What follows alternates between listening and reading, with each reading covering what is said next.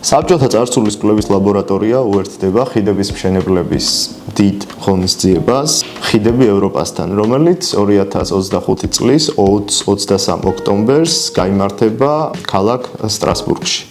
ამ ღონისძიებაზე SOLAB-ს წარმოადგენ მე, SOLAB-ის მკვლევარი ბადრი ყუჯავა და 21 ოქტომბერს 2:30-დან ვისაუბრებ თემაზე ვისია წარსული, სამოქალაქო საზოგადოება და მეხსიერება საქართველოში.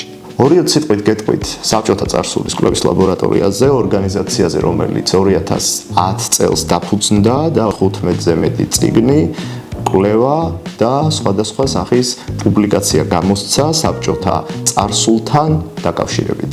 საბჭოთა წარსულის კვლევის ლაბორატორია საქართველოს ფარგლებს გარეთ მყოფ ყველა დაინტერესებულ ადამიანს, ახალგაზრდას სთავაზობს SOLAB-ის საქმიანობაში ჩართვას და საქართველოს უახლესი ისტორიის კვლევაში საკუთარი წვლილის შეტანას.